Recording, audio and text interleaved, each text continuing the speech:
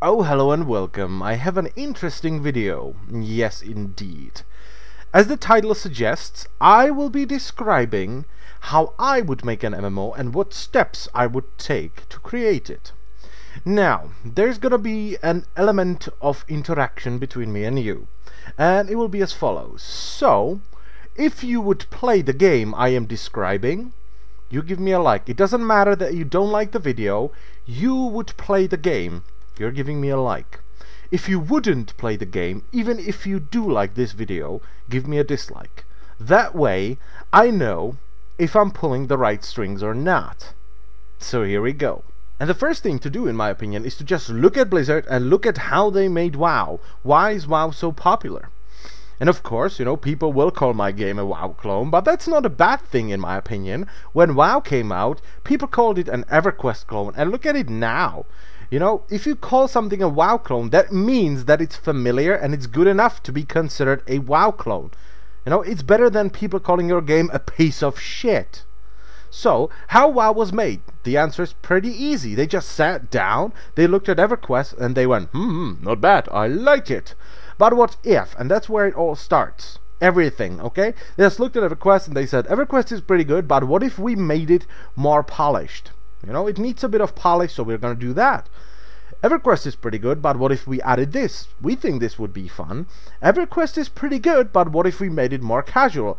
And that's the core of World of Warcraft. They just looked at EverQuest, they looked at other MMOs, and they picked the best things. They picked the things that they liked, they just put them together, they made them really well polished, so it's pleasure to play it, and that's how they made WoW, essentially. Now let's make a list of things that I know are familiar to people, that people like, and that I'm pretty sure I want in my game. The quest system, number 1. When people see an exclamation mark, they know that that NPC can offer you a quest. Question mark means that that NPC finishes a quest. That's the first thing on the list that needs to stay. But what if we added some randomly generated quests? So, instead of following a strict quest line through a forest zone, there might be a note laying on the ground randomly in the forest. And if you find that note and you click on it, you will get a treasure quest. But that quest is not always available, and that note appears randomly. It's not always in the same spot. That sounds cool. People who take the time and explore your world might find these random little quests, and they might help them while leveling or just provide them an adventure. Number 2, dungeons. People love running dungeons, whether it be normal mode, heroic mode, or challenge modes. So that needs to stay in some way, shape, or form. Number 3, battlegrounds. People like running battlegrounds. But what if we added a deathmatch mode? I think that would be cool. I think people would like that. Your team has 100 tickets, the enemy team has 100 tickets. If you kill someone, you trade their tickets. And the team that loses all the tickets loses. Number 4, arena. People love playing arenas, competitive-ish PvP, pretty good. But what if we added a 1v1 mode? Now I hear you say, that's not balanced, some classes are just better against other classes. Well, that's why we have 2 separate modes. You can either play only against people with the same class as you are, or you can be brave and play against other people with different classes. Number 5, raids. You can't fuck with raids. If you fuck with raids, you lose. Number 6, Brawlers Guild. Very good. But what if we added a 5-player mode? Separate tree of bosses that require and are designed around 5 people. So you have a tank, healer, and 3 DPS. Doesn't that sound cool? Number 7, auction house. Stays the same.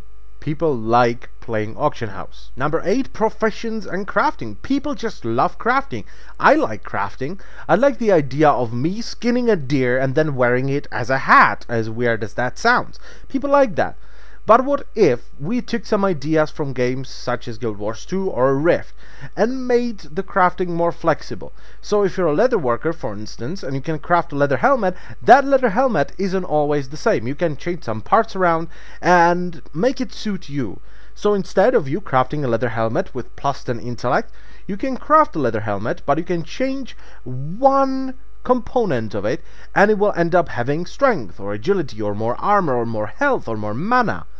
Also, the crafted gear needs to be better than questing gear and gear you'll find lying on the ground, but it has to be worse than dungeon loot. Okay, so there is something pushing you towards dungeons. Number 9, the transmogrification system, because people like to look pimp. But what if we change it around a bit? Instead of allowing everyone to look the way they want, we would take it towards the direction of challenge mode sets, or the Kor'kron Dark Shaman set from Siege of Orgrimmar.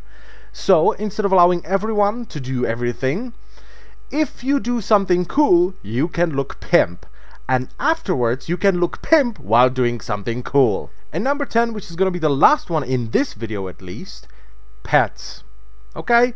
Collecting pets is cool. People like collecting pets.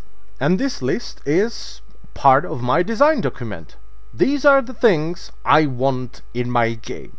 So now, let's move on to other things. Let's talk about graphic style. So first of all, the thing that we do not want to do is to have a grimdark realistic graphic style. And here's a couple of reasons why. So first of all, low-end PCs, grimdark realistic graphic styles always look like shit. They might be nice at the high-end PCs, but low-end PCs, they always look like shit. Second of all, monster design. The monsters are usually pretty generic, because if they aren't, they look out of place. You can't have massive dragons, or tentacles, or robots, or ghosts. No, that just looks out of place. Third, the weapon and armor design. If you have a grimdark realistic graphic style, you can't have massive shoulder pads and bombastic helmets that are on fire or spewing lava, water, toxic shit. It just once again looks out of place. And the environment design needs to reflect that as well. You can't have weird fucked up shit. It just doesn't work. Okay, you want a player to enter a zone and be like, holy crap, I've never seen anything like this before, this is amazing.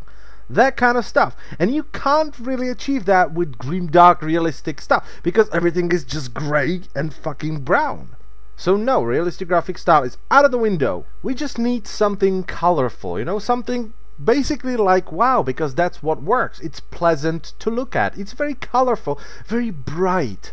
And you're going to be looking at that for a long time, so it can't be just depressing, because you're going to get depressed from all the brown and grey. We just don't want the player to enter a zone and go,